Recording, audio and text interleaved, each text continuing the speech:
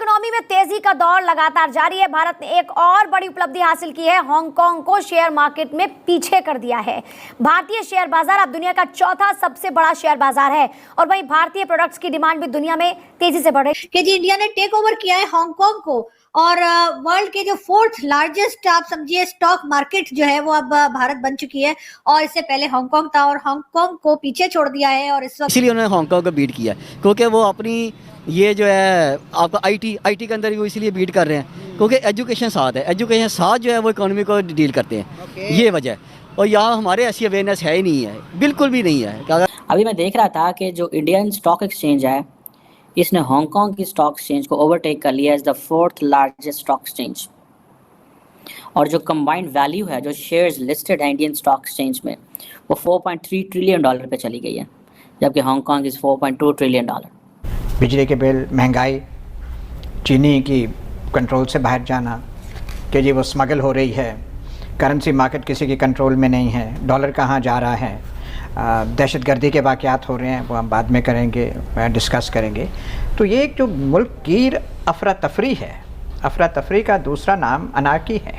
बहुत अच्छी बात है और मैं फिर वही कहूंगी पाकिस्तानियों से प्लीज कुछ सीख लो ताकि हम लोग भी जो है वो आगे बढ़ सके। खैर सीखने को तो हम चाइना से, हम अमेरिका से, हम यूरोप से भी सीख सकते हैं, लेकिन भारत से सीखेंगे तो वो हमारे जैसे लोग हैं तो हमें जरा जल्दी समझ में आएगी। लेकिन खैर हमारे लोग इस बात को कब समझते हैं ये तो आने वाला वक्त ही बताएगा। सर यहाँ पर अगर हम देखें तो हमारे पड़ोसी मुल्क हर एक फील्ड के अंदर आप देखें टूरिज्म को किस तरह से वो प्रमोट कर रहे हैं अपने मुल्क के अंदर। जैसे कि अभी आपने देखा G20 की मीटिंग हुई, वर्ल्ड कप उन्होंने करवाया, तो दुनिया के अंदर उनकी एक इमेज एक टाइम पर अगर हम 80s के टाइम की बात करें तो हमारे और उनकी इमेज तकरीबन सिमिलर थी, लेकिन आज दुनिया हमें यहाँ पर देखती है और इंडिया को यहाँ पर देखती है। क्या वजूहत है?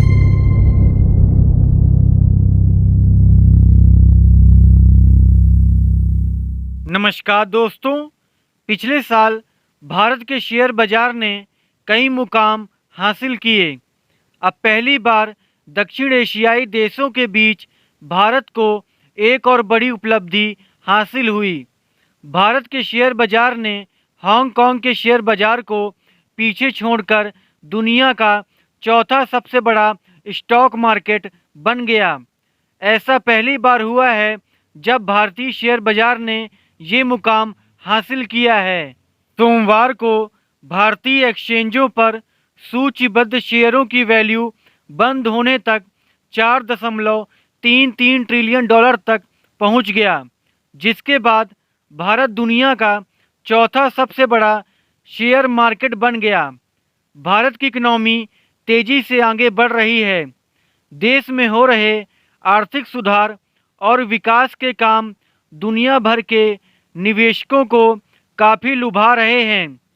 5 दिसंबर को पहली बार भारतीय स्टॉक मार्केट $4 ट्रिलियन पहुंच गया था। सबसे बड़ी बात हम जहाँ पे खड़े हैं वो सामने जैन मंदिर है, ये एक टूरिस्ट पॉइंट है देखा जाए तो, लेकिन अभी तक सराउंडिंग में अंदर कोई ऐसी इन्वायरमेंटल नहीं है कि यहाँ पे टूरिस्ट आ सके।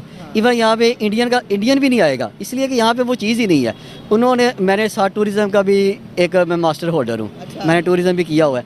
तो आप यहाँ पे चलेंगे, शाही किले के अंदर चले जाएँ, वहाँ पे आप कोई गाइड वहाँ पे मौजूद नहीं है, प्रॉपर गाइड नहीं है। लोकल बंदे हैं जो ऐसे ही टूटी फूटी इंग्लिश बोलते हुए किसी ना किसी को गाइड करते हैं। टूरिज़म उसके साथ ये साथ ही जो पॉइंट है वो सारे ख़त्म हो गए हैं। अब इस कंपैरिजन इंडिया के साथ कर रहे हैं। उनका लाल किला देख लें, वहाँ पे वो दिन ब दिन उसको मेंटेन कर रहे हैं।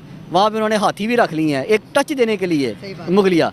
साथ उन्हें दीवारों के ऊपर जो है ना वो एक ओल्ड एम्पायर्स के जो है ना क्लीन लगाए हैं। अपनी उन्होंने रंगे नहीं छोड़ी, अपने देखे बुनियादी नहीं छोड़ी। सर अभी उन्होंने एक मंदिर बनाया अयोध्या राम मंदिर, जिसके अंदर 1 लाख हर डे के अंदर वहाँ पर टूरिस्ट को प्रमोट किया जा रहा है। एक उसके अंदर ऐसी टेक्नोलॉजी इस्तेमाल हुई कि जो कि आज तक विदाउट लोहे और स्टील के वो इमारत खड़ी कर दी गई है। अयोध्या मंदिर दुनिया का अभी इंडिया का सबसे बड़ा मंदिर बना दिया उन्होंने सिर्फ टूरिज्म के लिए। आप अंदाजा लगाए वो अपने कल्चर को भी लेके चल रहे हैं, अपने रिलीजन को भी लेके चल रहे हैं और साथ टेक्नोलॉजी को भी रख रहे हैं। यहाँ पर हम क्या कर रहे हैं, टेक्नोलॉजी और रिलीजन को साथ लेके चल रहे हैं। हमारे यहाँ पर सबसे बड़ी बात है वही, देखिए हम उसको ये टूरिज्म के हवाले से तो हम उनको कहते हैं वो प्रमोशन कर रहे हैं, लेकिन बीइंग ए मुस्लिम हम उनको कंडेम भी करते हैं इस हवाले से कि हमारा रिलीजन जो है वो उसको वो बहुत ज़्यादा उसके बारे में एक नाजेबा अल्फाज इस्तेमाल करते हैं, उसको भी हम साथ कंडेम करते हैं। लेकिन सबसे पहले भारत की, हाँ जी बिल्कुल, प्राइम मिनिस्टर मोदी जी आजकल बहुत खुश घूम रहे होंगे। यकीनन उनका ख्याल होगा कि जी राम मंदिर जो है उसकी इनॉग्रेशन हो गई और इससे ज्यादा क्या चाहिए था। वैसे भी आप देख ही रहे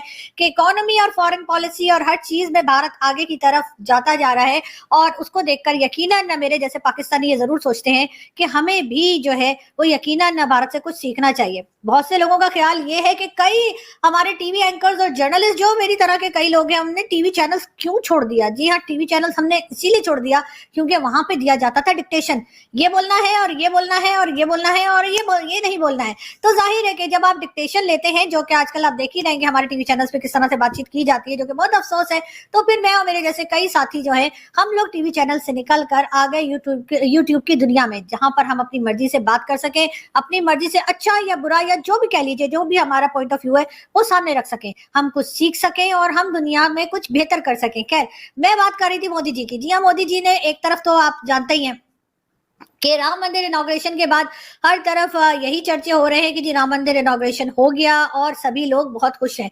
मगर इसके साथ साथ जी इंडिया ने एक और बड़ा कारनामा और किया है, और वो ये कि जी इंडिया ने टेक ओवर किया है हांगकांग को, और वर्ल्ड के जो 4th लार्जेस्ट आप समझिए स्टॉक मार्केट जो है वो अब भारत बन चुकी है, और इससे पहले हांगकांग था और हांगकांग को पीछे छोड़ दिया है। हालात कंट्रोल में नहीं है। जो हमारा एक्सपेरिमेंट है, रियासती एक्सपेरिमेंट, वो कारगर साबित हो नहीं रहा। जो पाकिस्तान मार्ज़ वजूद में 47 में आया था, उसे एक हादसा 71 में हुआ था, लेकिन अब तो ऐसे पता चल रहा है कि उस तजर्बे के रिंग पिस्टन जो है सारे, वो सारे बैठ गए हैं। अब नए रिंग पिस्टन कहाँ से आएंगे, कौन डालेगा, कारीगर कौन होंगे? पर यहाँ नथिंग इज़ वर्किंग, कुछ भी नहीं काम हो रहा। अच्छा, जहाँ पे ध्यान देना चाहिए जिन चीज़ों पे, और जिनको देना चाहिए वो और लड़ाइयों में मसरूफ़ हैं।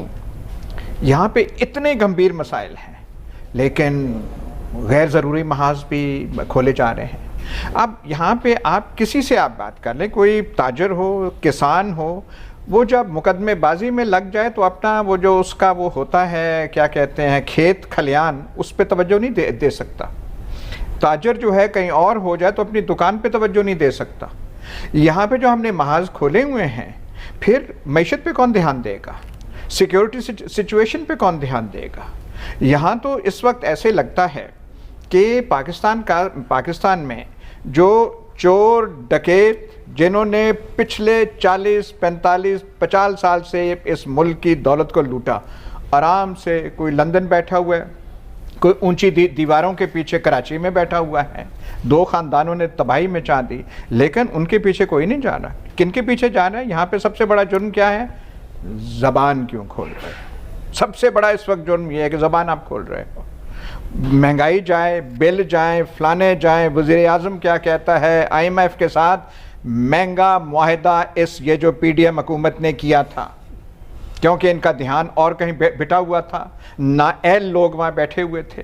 उन्होंने जो एक सिंपल मुआहिदा होना था कौम की गर्दन पे, इन्होंने ये महंगा, वो जो मुंशी साहब हैं, वो अकाउंटेंट साहब जो हैं, वो समदी साहब जो वहाँ बैठे हैं, उन्होंने मशवरे दे रहे हैं, लंदन से मशवरे दे रहे हैं और ऐसे ऐसे कर रहे हैं। मतलब कोई थोड़ी सी हया होनी चाहिए। बोली जा रहे हैं जिसका कोई तल्लक हकीकत से नहीं है।